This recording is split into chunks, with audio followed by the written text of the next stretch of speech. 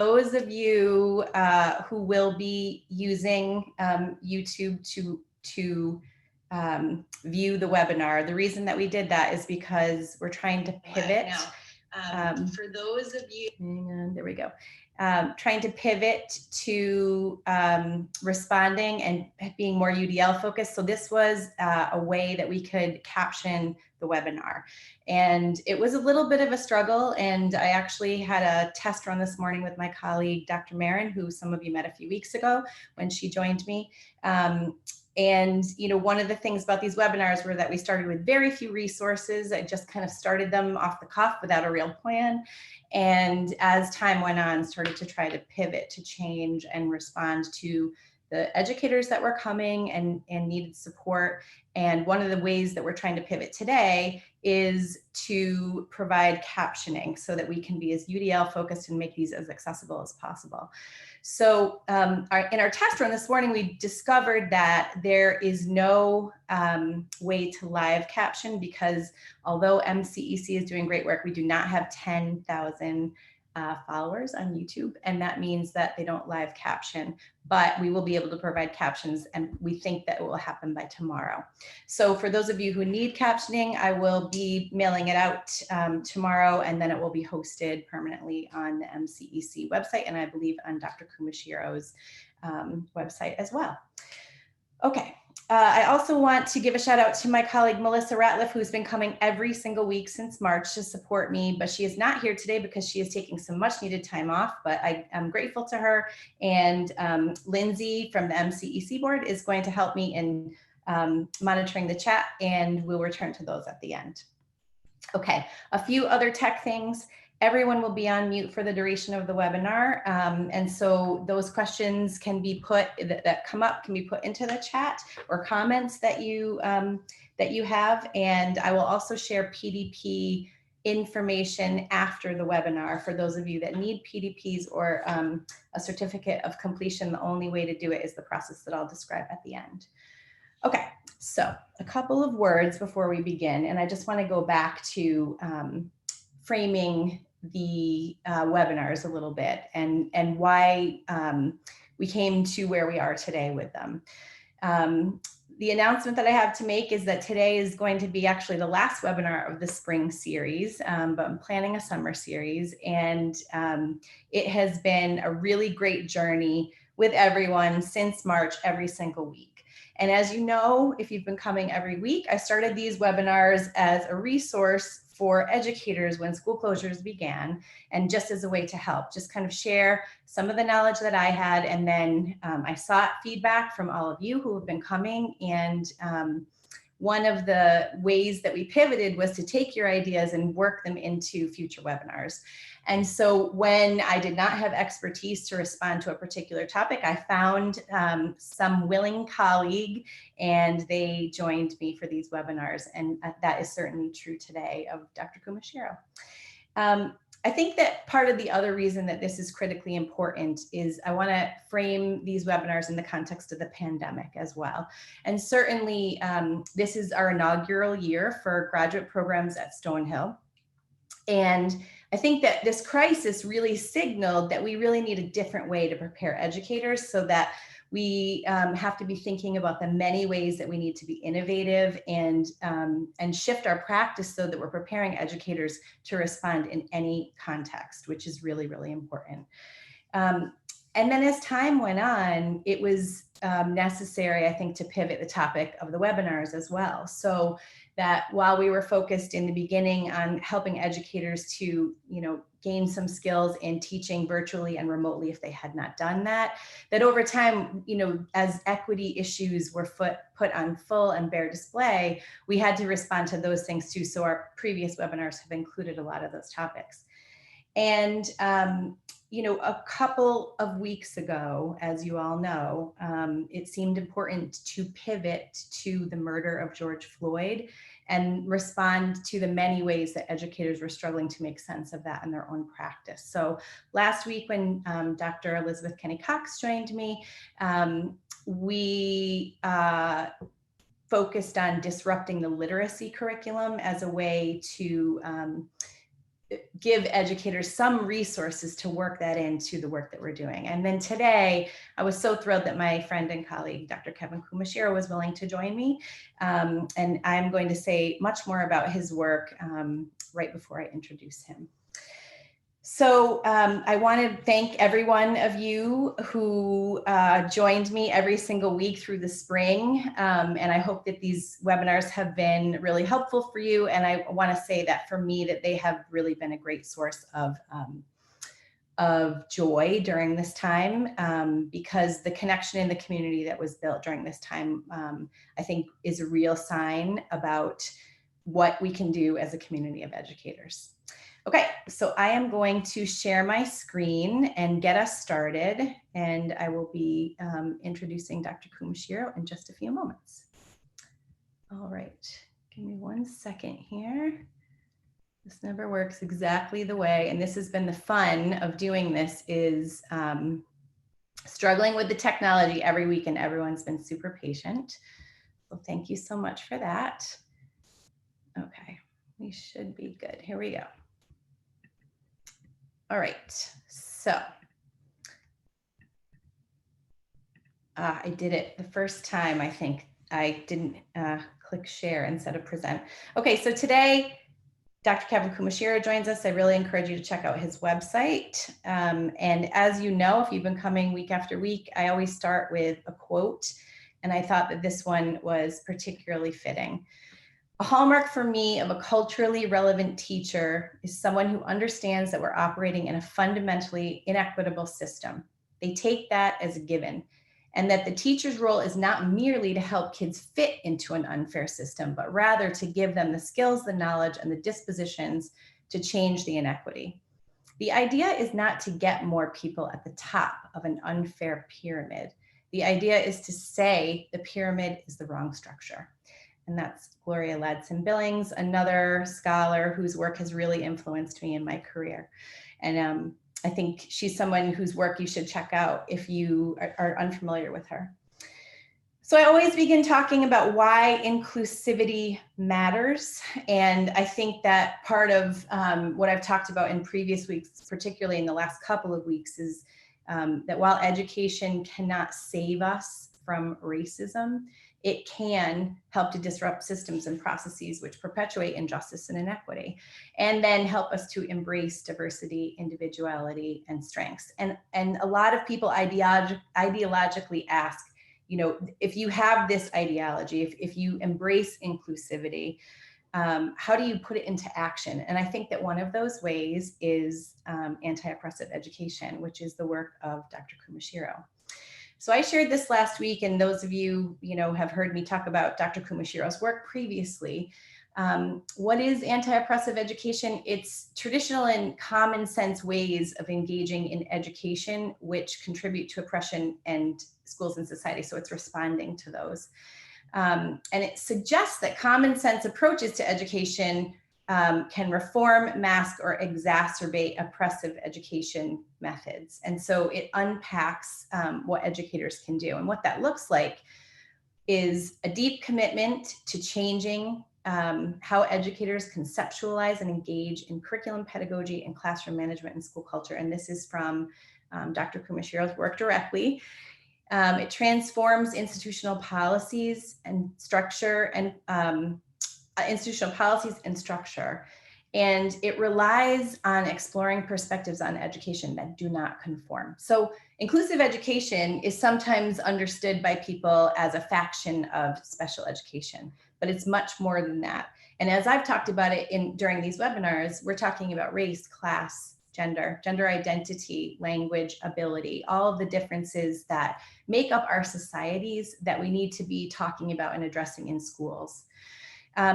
Most importantly, anti-oppressive education expects discomfort. And I think that that is one of the greatest pieces of information that I've taken from Dr. Kumashiro's work, and something that I work to realize every day in my own work, that this idea of learning in crisis, and that discomfort pushes our thinking forward, and really that we can't be learning until we identify what it is that is keeping us back from realizing a new understanding. So I want to talk just for one more minute about the times today, because I believe that it's critically important that as educators, we are embracing ways that we can help promote change in our schools. And I'm here borrowing language from Tarana Burke, who is widely credited for this phrase from the Me Too movement. This is a movement, not a moment. And I believe that's true of education and race and developing anti-racist ideas can be better realized as a result of some of the tragedies that have occurred over time as a result of police brutality and other things. So a lot of what happens during a moment and a movement is that we can help to shift beliefs through education to a place where it can be realized. So it can be enacted versus just thought about. So lots of teachers ask me, what can I do about this? Sometimes it feels too big. And I think it's really important to be thinking about this in terms of teacher preparation and how teacher educators are preparing teachers. We need teachers to have an answer to that question as they're moving out into the field. And we need those really committed educators in the field right now to be able to answer that question too. So I think sharing resources in the ways that we've done in previous weeks via these webinars and the ways that you've been sharing resources with one another is a critically important way to move the needle forward on that. And if we can answer the question, what can I do? It will start to shift our ideas in schools to be more inclusive ideologically and more inclusive spaces actionably. So the question that I ask myself is, what if teachers were prepared to think inclusively and then they went out and they enacted that in their teaching? And I believe that it can contribute to, disrupting the perpetuation of oppressive structures and really contribute to meaningful change. And it may be small steps, but it's the collective small steps that add up to a movement and not a moment. So I am going to stop sharing my screen now. And in a moment, I am going to tell you a little bit about Dr. Kumashiro. So I am going to unmute you, Kevin. This, again, struggling with the technology. Here we go. Okay. And I would like to say a few words about Kevin Kumashiro. So I'm very grateful today to be joined by Dr. Kevin Kumashiro. He is an internationally renowned education expert. He's the author of several award-winning books, including 6 Lenses for Oppressive Education, Bad Teacher, The Seduction of Common Sense, and Teaching Toward Democracy, just to name a few.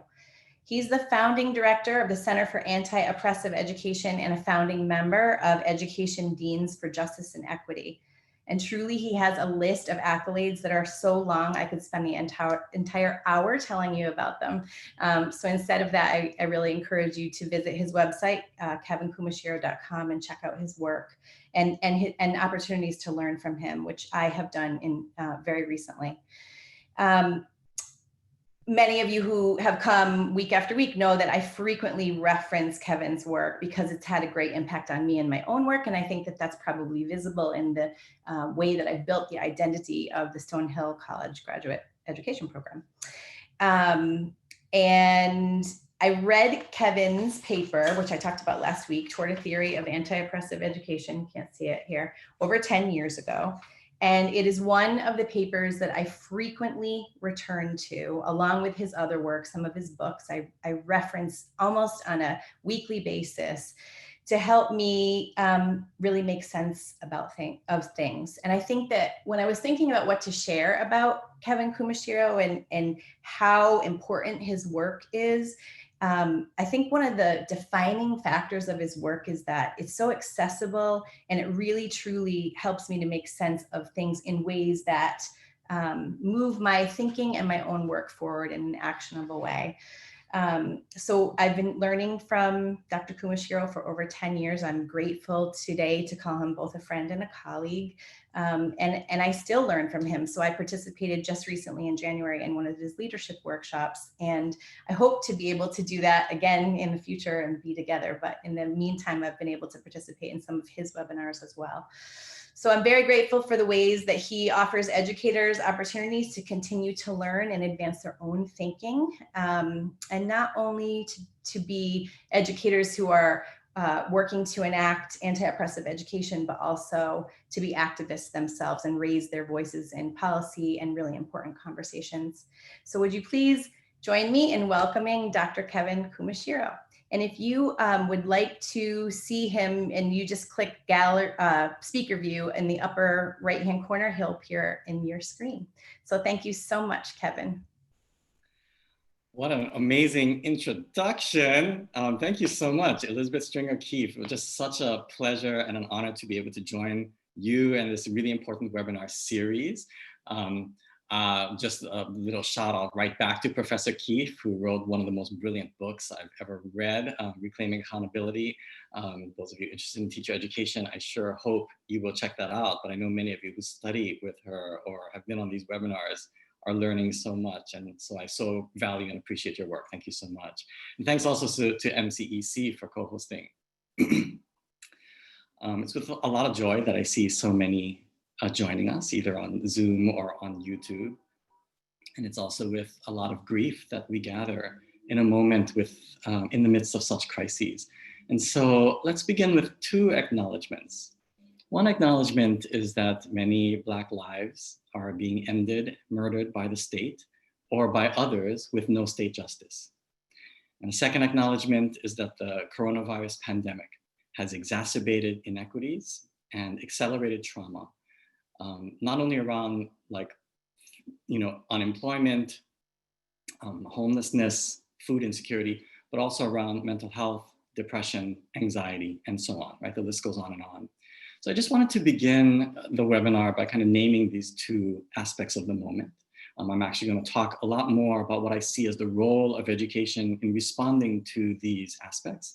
But if I can invite you all to join me in just taking a few deep breaths or a moment of silence as we honor these realities.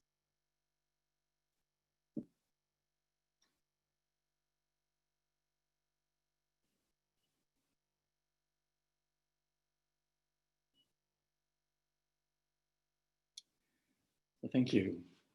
Let me talk about three things today. One is the role of education in solidarity with Black lives. The second is what is happening in education in the midst of the coronavirus pandemic. And then the third is what is anti-oppressive education in this moment, which fortunately I don't have to say too much about because Professor Keefe, you did such an awesome job summarizing anti-oppressive education. I was like, oh, I don't need to do my webinar. This is so great. All right, let's talk a little bit about education in solidarity with Black lives. And I wanted to begin with this because I'm so troubled by the rhetoric we hear, or that we heard and continue to hear about uprisings over the last couple of weeks.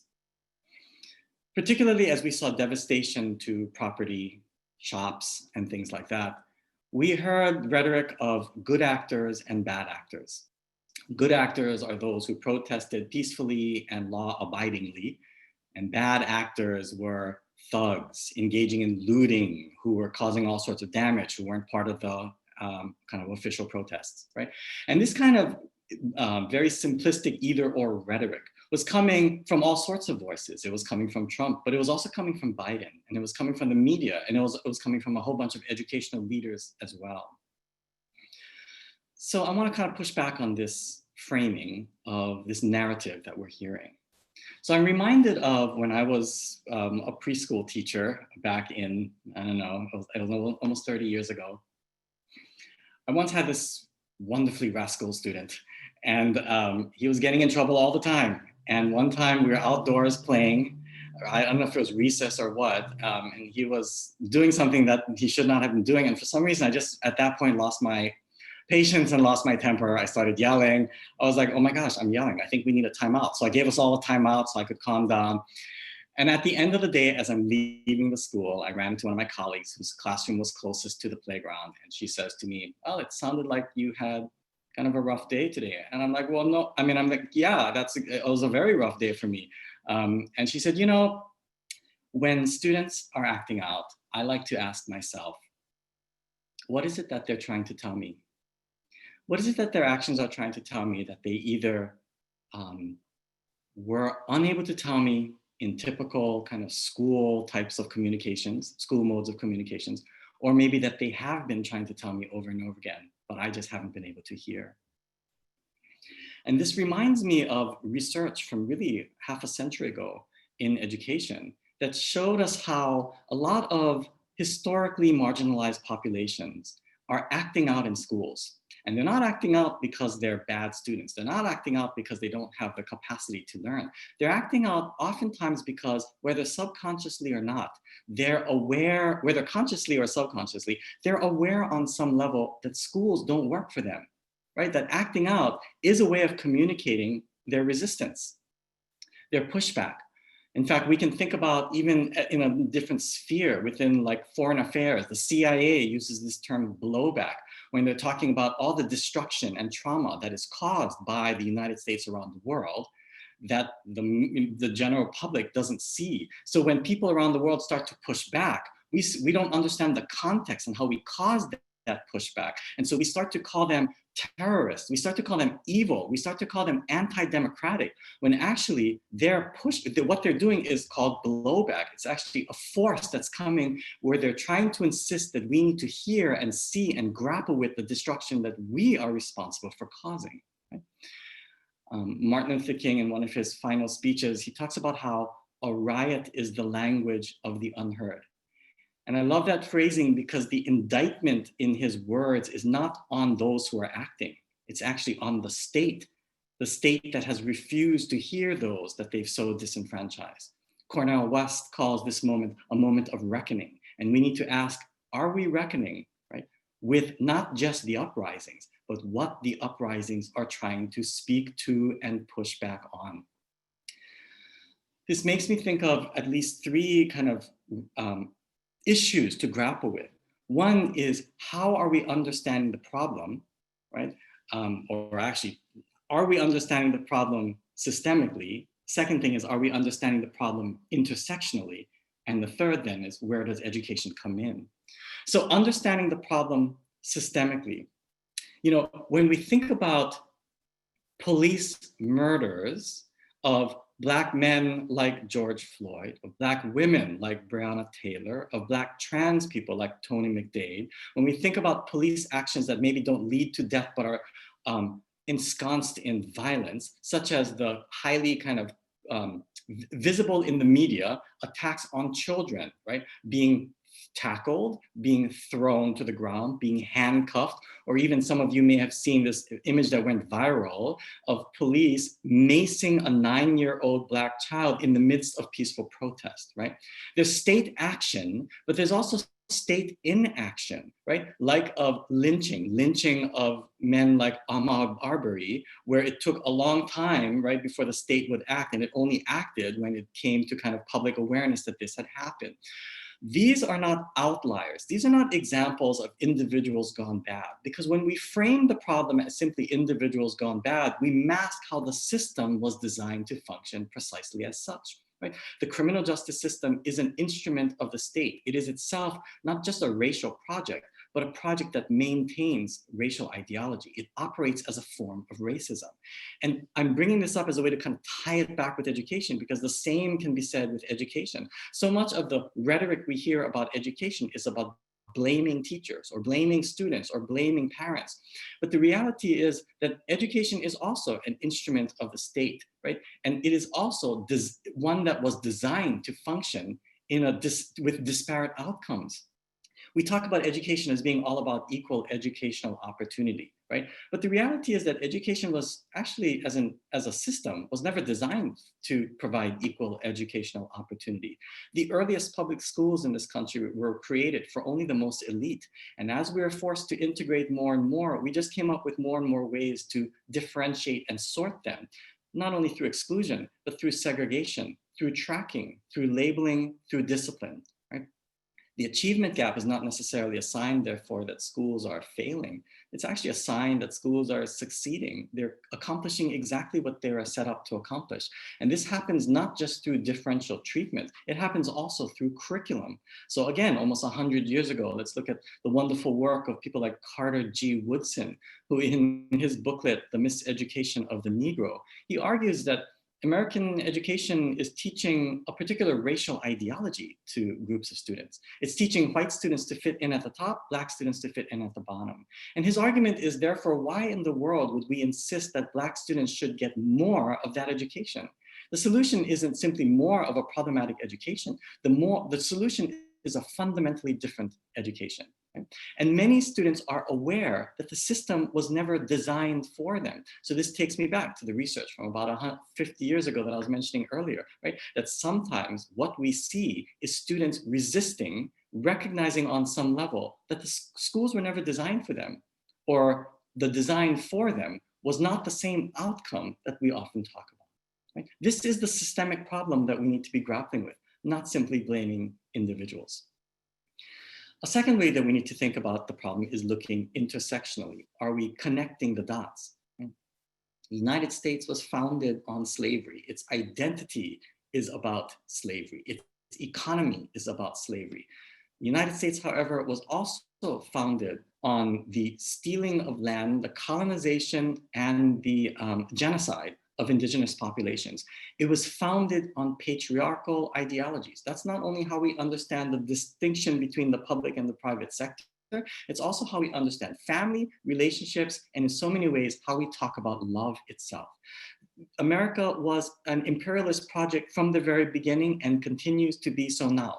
America has emerged with kind of neoliberalism as the operative ideology, not only when it comes to economy, but when it comes to so many other systems like education. My point is that all of these things need to be seen as intersecting. They intersect to both reinforce and be reinforced by anti-Blackness. And this is why I think some of the most exciting social movements today are intentionally intersectional. Right? Black Lives Matter is intentionally intersectional. Green New Deal is intentionally trying to connect the dots and be intersectional. So as we think about our role in trying to address any kind of endemic problem, are we connecting the dots?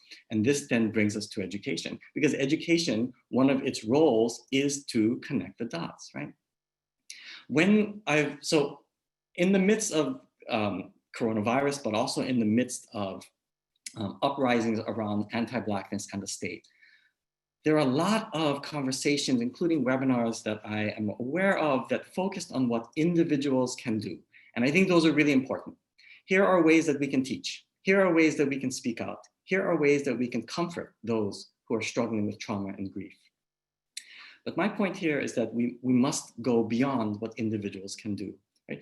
Education is impoverished when it is approached individualistically. And so let me talk about two ways that we need to think beyond individualism. One is as educators and one is as institutions. Because as educators and or as scholars, we must do more collectively. Right? We've created a profession that centers on hyper-individualism. Right? I remember when I was learning to be a teacher, we often used to joke that, well, we can't wait till we have job security, because then we can just close the door and do our brilliant things and not worry about all this kind of outside horrible interference, which is so true, because there's so many horrible reforms going on and surveillance and things that limit our capacity to teach. But the reality is that our teaching is impoverished when we approach it hyper-individualistically.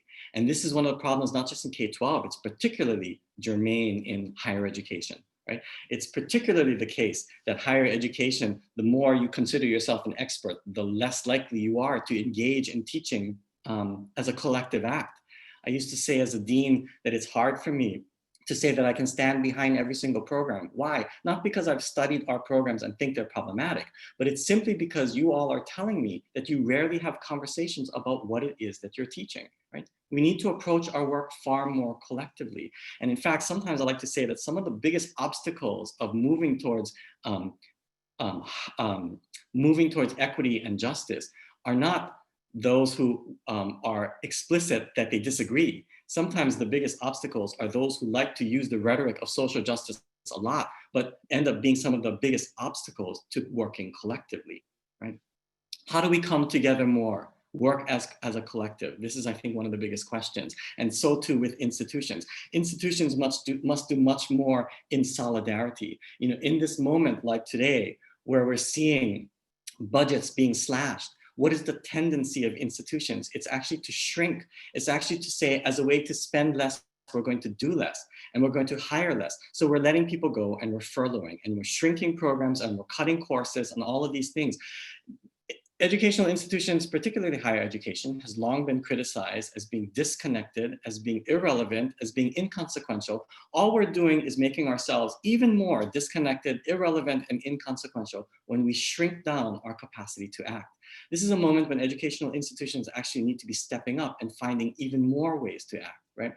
Community schools is one great example of how communities rally around the school to expand what schools do beyond academic instruction. And I think this is part of what we need to be asking. What is the intervention of schools in this moment? I'm going to come back to that at the end of my presentation, but this is sort of the first chunk of reflections that I wanted to offer is what does it mean to be in solidarity? Well, it means that we look systemically. It means that we connect the dots. And it also means that we question what we think the very work of education is.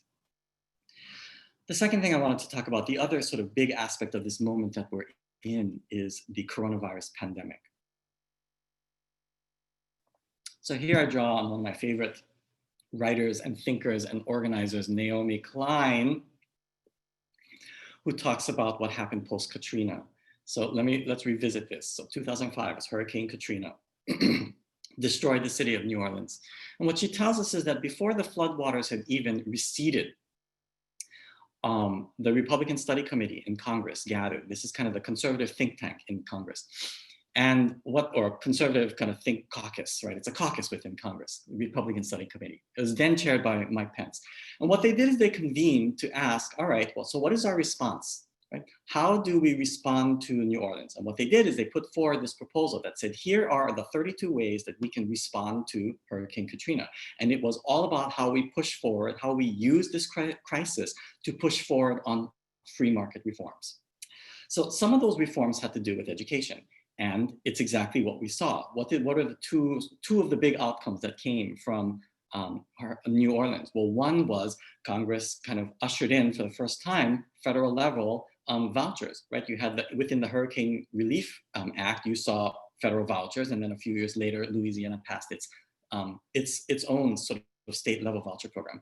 But you also saw the charterizing of schools, right? And this is what several years later, the Democratic Secretary of Education, Arne Duncan, would say that what is the best thing that happened to New Orleans public schools? Well, it was Katrina. Why? Because it allowed the state to kind of shut down the schools, take over, reopen most schools, almost every school as charter schools. And what was the result? Well, you actually saw increased racial segregation in those schools. You saw obviously increased privatization, and you also saw very mixed gains when it came to achievement and attainment in education. In other words, it did a lot more destruction than it did improvement in New Orleans. But the main thing that it did is it dismantled the public sector and it ushered in an era of privatization.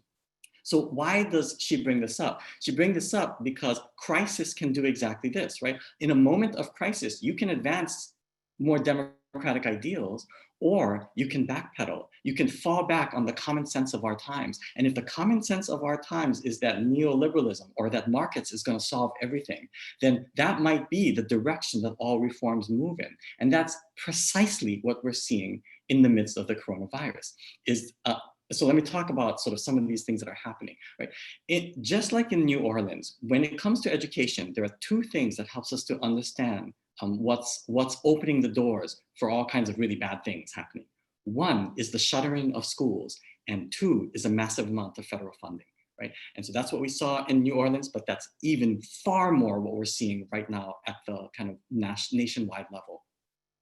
So there are several trends that I wanted to point to that we should be mindful of and ready to address. And one is the divestment from the public sector. In other words, so this is what we're seeing all over the place, right? Is that as as we face this crisis, particularly that's at the state and local level, as you see less tax revenue come in, governments are slashing, and the federal government is not stepping up. It's the same thing we saw in 2008 in the beginning of the Great Recession. The federal government failed to buffer the states and local governments, right, from the massively declining revenue. And then what you saw is that budgets were cut in all sorts of institutions, including in education.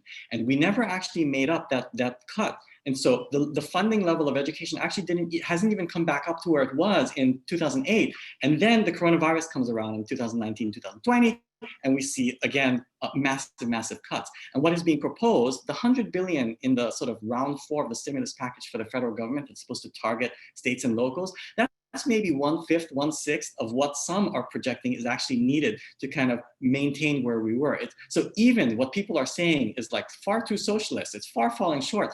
The reality is that what some are saying is too socialist and too much. I think many would say is far short of what states and locals need, right? So what did we see in April? We saw job losses of almost 500,000 K-12 educators, right? And May is probably worse, and that might just trickle. That might just steamroll as time goes on, right? The public sector is being slammed in this moment. We're weakening our capacity to educate.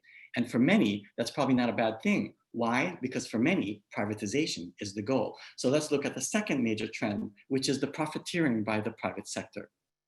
So already what we're seeing are vouchers, right? So Betsy DeVos wants to do these things called microgrants, which are actually vouchers. We also saw massive amounts of money going to charter schools that she either personally handed or that the charter school organizations were telling charter schools, apply for small business funding, right?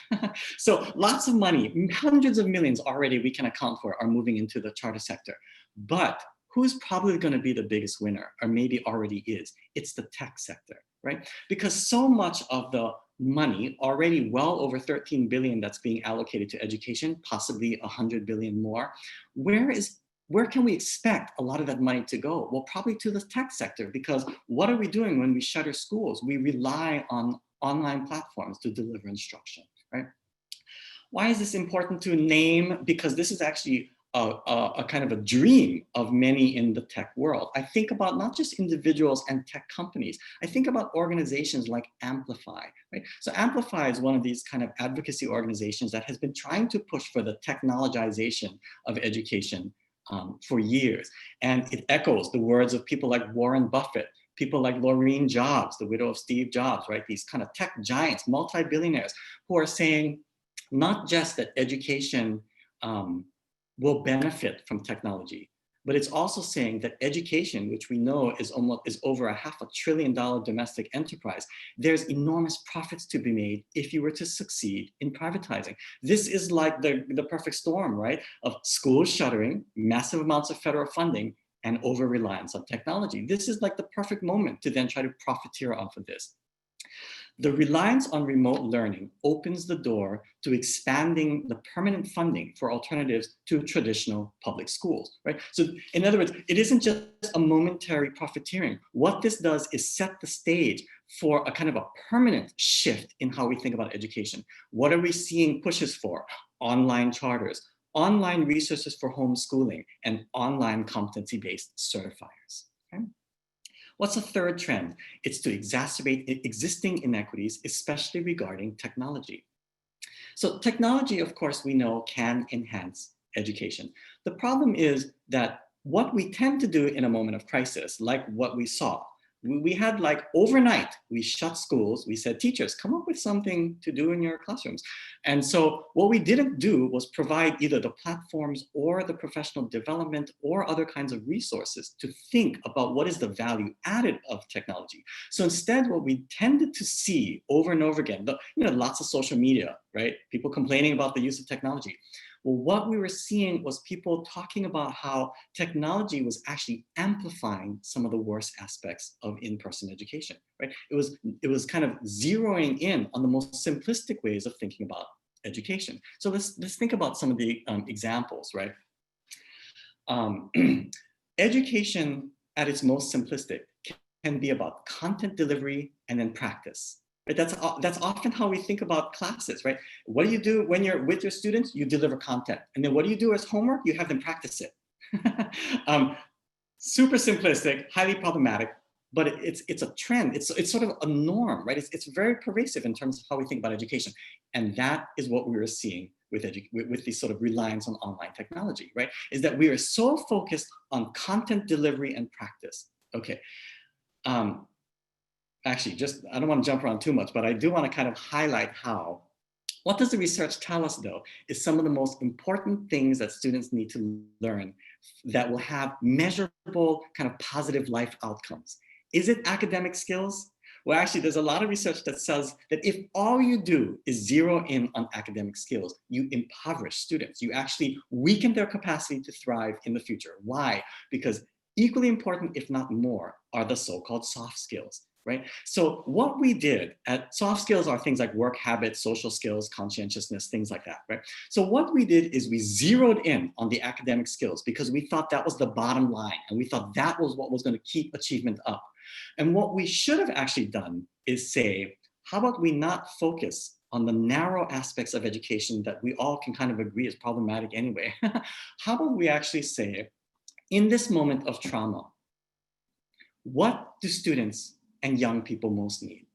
Right? I'm not the only one who says this, right?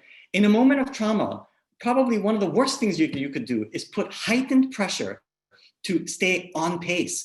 And so everyone's talking about staying on pace and not falling behind. And all that does is zeroes in on academic skills. It narrows how we think about instruction. It heightens the sort of pressure to accomplish something that maybe we never were meant to sort of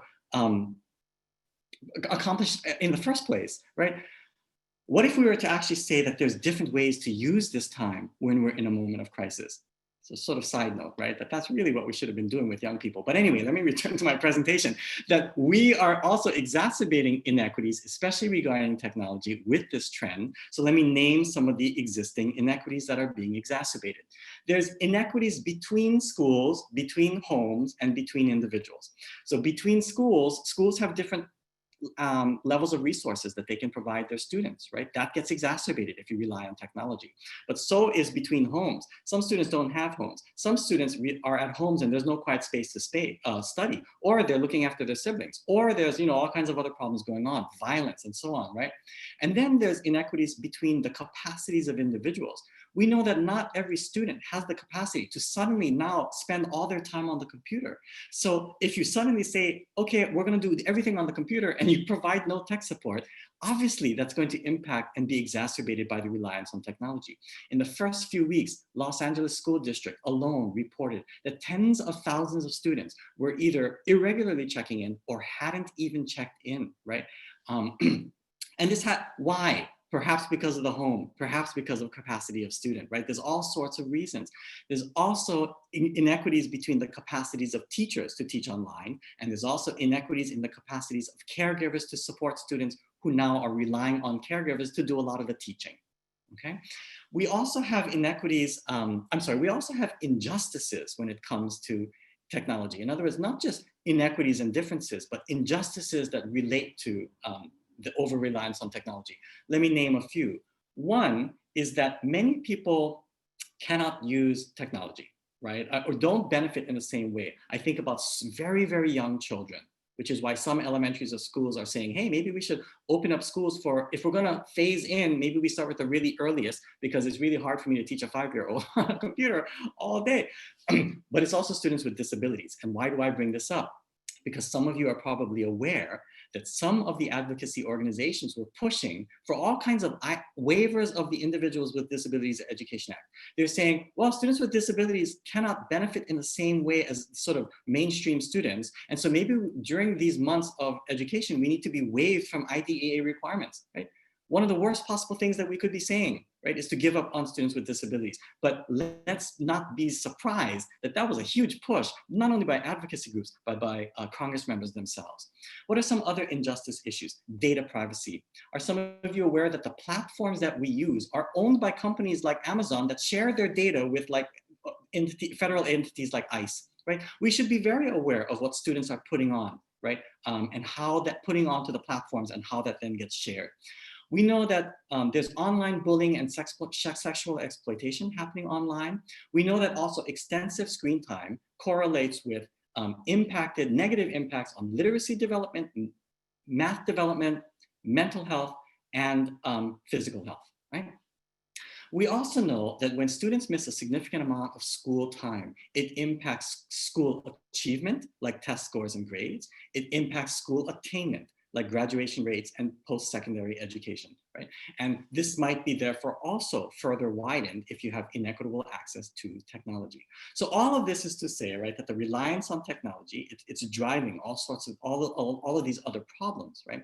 And yet this is actually a push by tech organizations, by sort of profiteers, and by some of the billionaires. And just as a side note, some of us have put together the statement. Over 600 educators of color have signed. If you are a person of color and you are interested in signing the statement, go to my website. It's a statement about how billionaires are pushing really problematic market-based reforms onto sort of poorer communities of color, right? And it sort of resembles a lot of the things that we're talking about here, about reforms that actually make learning worse and reforms that are highly profitable.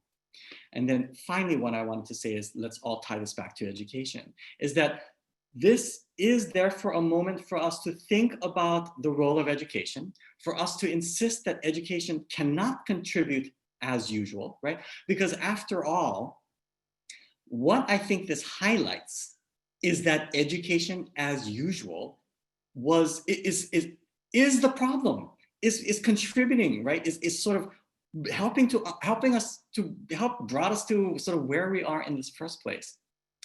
Part of what I wanted to say is that our recognition isn't what are a few things we can do differently to make education about inequity, right? As Dr. Keefe pointed out at the beginning of this presentation, schools were not set up for everyone, and so they sort of perpetuate legacies of injustice. Our job isn't to add a few good things to education. Our job is to radically rethink what education can be, right? And what education can do, and what our role is in that. So in my final minutes, let me just sort of point to some examples of this. I already said that in a moment of crisis, the tendency of institutions is to step back. Our job is to actually therefore demand that we not do that. We should actually be seeing protests, and this will make me a super controversial thing. Is this really going to be recorded and posted? I'm just kidding. Let's say something really controversial, which is that there should be huge amounts of organizing, pushing, uprising that insists that education must step up in this moment. We must look differently and have a very different impact in the world. What are some examples? In a moment of uprisings around anti-Blackness and white supremacy, how dare education continue to be so silent on issues of race? Anti-racist education should be a centerpiece of how we think about what it is that we teach. In a moment with levels of unemployment that we have not seen since the peak of the Great Depression, and by the way, while some leaders want to claim that unemployment levels came down, which it did overall, do we also recognize that there were certain groups for which unemployment continued to increase in this month when unemployment came down for most people? And who were some of those groups? It was Asians and it was Blacks, right? So Black people are still, right, being highly impacted negatively by what's going on. Let's not celebrate. This is not a time to celebrate. This is actually a time to say things continue to get worse. What is our role when so many are homeless, when so many are food insecure? I'm working with a lot of higher ed institutions, and I'm saying some ed institutions have opened up their dorms. Some ed institutions have opened up their cafeterias, right? Why are we not doing more of it? How many thousands of buildings are sitting unused right now that could be providing all sorts of services to support those most disenfranchised and suffering? Right? This is a moment when we should be also rethinking what it is that we do in education, right? Why do we still allow corporations, why do we still allow ourselves to be governed by corporate boards, right? How embarrassing. Like, we should be saying, no, that is absolutely not what education should look like. But by the way, let's also flag something. We have a lot of public entities that are governed by elected boards. Elected boards aren't necessarily the answer either, because elected boards are often stepping stones for other political sort of offices. And elected boards without education are relying on commonsensical narratives about what we should be doing. Right? There are many who argue that elections sort of are not democratic, and they're certainly not just oriented if elections don't coincide with critical public education. You cannot rely on the public to govern if the public has not been critically educated, right? So democracy hinges on the ability of education to reach the general public. That's how governance can be more democratic, right? And that's what we should be insisting when it comes to the governing of our institutions. So whether we think about curriculum, whether we think about facilities, whether we think about governance, whether we think about even community relations, our entities should all be looking like community schools. They should all be owned by communities. They should all be serving communities, not stepping back in a moment when we most need these institutions. Education, final point, education must be more in line with social movements. This is sort of what I'm trying to say. Everything I have just said is all about how education must be seen as part of social movements. Instead, what we do is we treat education like institutions. We treat education like corporations. We, in other words, impoverish the ability of education to function in the service of social movements with these commonsensical frameworks of how we think about the very work of education, right? And this goes back to why we cannot simply tinker with the inner workings. What we actually need to do is reframe what we think education should be about. And we need to do everything we can to build towards that movement. So these are some of the challenges and questions and opportunities that I urge us to grapple with as we engage in this important work. And I hope that this presentation helps in that effort. Let me turn it back to Dr. Keefe, and thank you so much for allowing me to be part of this webinar. Thank you so much. That was incredibly inspiring, and as usual, just I was hanging on your words, and honestly, at one point, I was leaning so far into my screen that I noticed that my face was like right up in the camera, so I apologize to everyone that had to see that. Thank you so much for sharing your wisdom and your thinking. And I think that, you know, it is so clear from what Dr. Kumashiro just said that how he helps people to make sense of these very complex things. And you are certainly an inspiration. And I really encourage everyone to run to his website and check out all of his other amazing work. So thank you so much. We have a couple of questions. And I'm going to read them to you. The first question was, you referenced hyper-individualistic teaching, and could you say a little bit about what that is? Yes, thank you. I was trying so hard to like not lose my place on my outline. I did see that question pop up and I was like, oh, I need to come back to that. Hyper-individualized. So what I mean by that is there's so many ways in which we silo ourselves. And this happens in a number of different levels. It happens with how we think about programs and departments, right? In so many schools and colleges, we hear people talking about everyone's so siloed. Well, this is one example of being super hyper individualized, right? We're not all kind of collaborating and working across programs. But even in the classroom, I mean that it should be, sorry, let me just shut that off. Even in the classroom, I feel like we're very hyper individualized in how we approach our teaching, that every teacher is sort of on their own, right? And many schools I know are brilliantly thinking differently and structuring teaching differently. And teachers are themselves finding ways to work with one another. But the reality is that we've created professions and institutions where you actually have to go against the norm in order to collaborate with one another. So some examples, one example that I like to give, in higher education especially, but actually even when I was a K-12 teacher, this was definitely the case. I rarely talked about what I was doing. And we rarely talk, I think, about what we do in our classrooms.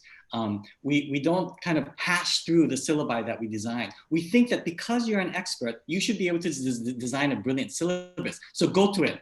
And that's all we do. And then we say, great job, you got some good evals. But what we don't do is think and talk all the time about our teaching, about our syllabi, about the struggles we have in our classrooms, about our assignments. And this is why I think it's hard. It's hard for me to believe that a program can stand behind every single class if the teachers in that program or department haven't all hashed through what every single class is doing. So whether it's about our classroom teaching or it's about the program and the larger curriculum, how do we approach that collectively? I don't mean team teaching. I mean collectively coming together to hash through our teaching. That's sort of some of what I was thinking about when I think about hyper-individualism. Thank you. The next question was, and you did address this, can you say a little bit about the effects of privatization on students with disabilities and English learners?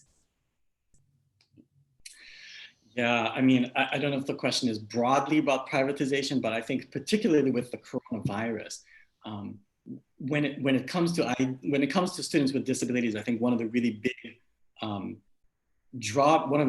problems that we're struggling with is that with the move towards technology.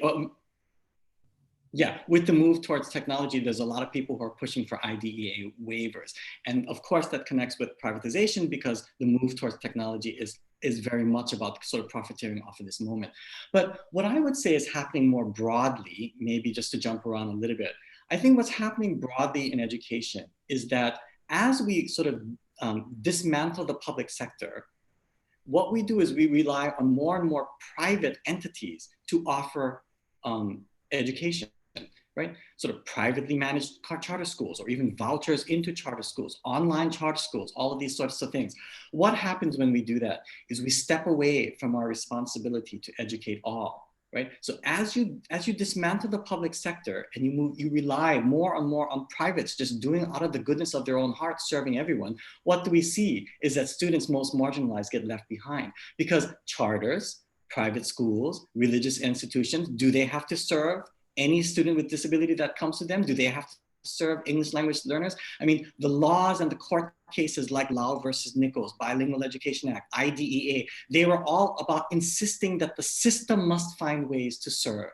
And when you dismantle the system, you no longer have that imperative, right? So privatization, you can imagine, is going to be less well, it's less demanded, but it's also less incentivized to serve students with the highest needs because they are sometimes the most expensive to serve because of the additional sort of support needed, right? So in so many ways, I think with the current crisis, but also with sort of the general trend to dismantle the public sector, privatization is opening the doors widely to abandon those who are most marginalized. That was amazing, as usual. I think that is the last question that we have time for. You seem to, I think you addressed some of the other questions that came in, but we are giving away 3 of your books. So I'd like to share my screen to do that right now. So 3 lucky people are going to get Dr. Kumashiro's books, and I'm going to share my screen. I also, before I do that, want to thank, with great thanks to all of the people over this webinar series that contributed, including the brilliant Dr. Kevin Kumashiro, but every single person on this slide contributed and helped this effort, including all of you who shared your thoughts and your ideas and the ways that you use the work that we did together over the past few months in your own work. So as you're winding down your school years, I wish you the best and hope you get some rest as well. Okay, so here, as usual, we are going to the wheel of names. We've lost some people, so I hope that we will be able to, there's so many of you that the names don't all show up, but I hope that we will be able to give these books away to 3 people who are here. So please email me at stringerkeefe@stonehill.edu, and I will get your address and we will send you Dr. Kumashiro's amazing books. For those of you that don't win,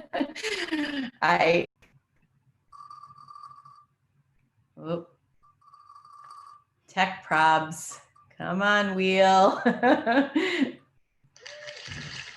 David Ortiz, that is very remarkable. David Ortiz, I don't know if David does not email me. I will email out the winner of another book that we do, because I'm not sure if David is actually here. Okay, we'll remove him and we'll spin one more time.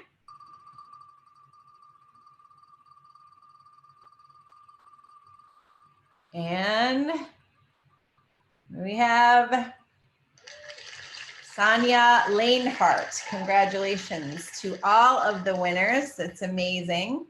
And I'm going to go back here and just tell you about what's going to be happening in July. So inspired really by last week's webinar with Dr. Elizabeth Kenny Cox, who joined me to talk about disrupting the literacy curriculum, and this week's Embracing Anti-Oppressive Education with Dr. Kumashiro. I am putting together a 3-part series over the summer, July 9th, 16th, and 23rd, 7 to 8 p.m., called Teaching Toward Justice, Realizing Diversity, Equity, and Inclusivity in Our Schools. Very excited about the developing list of guests that will join me for those webinars. It's a little too premature to announce them, but I'm excited about the possibilities. And here's the description for all of you who might be interested in what we're going to be talking about this summer. And again, as a way to help educators be thinking about how to change their own practice and how to be influencing schools as spaces of inclusive environments and communities. And then lastly, if you need PDPs, MCEC has agreed to provide them. They have a very short process. There is a reflection form. We require this because we have to respond to DESE's regulations about this. So we ask you to reflect on how you use this information in your practice. And the link to get the PDPs follows this. The money it's a very nominal fee for the PDPs. So the only way to get a certificate of completion, or if you need it, is by getting PDPs, and it's $5. But what we do is use that money to buy books like Dr. Kumashiro's books and give them back to educators who can use them and realize them in their practice, and to sponsor more speakers. So thank you all for that.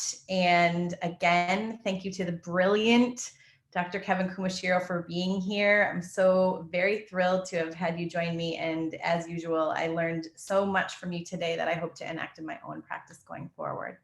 And to all of you who are winding down your own practice as your school years, take moments to get breaks and go outside and stay away from the computer and get some sun and fresh air, and hopefully we'll return in a very rejuvenated and renewed sense to start unpacking some of these systemic oppressions and becoming educator activists in our own right. So I hope you'll all join me in July, and I look forward to seeing you in the future. Bye, everybody. Thank you again, Kevin.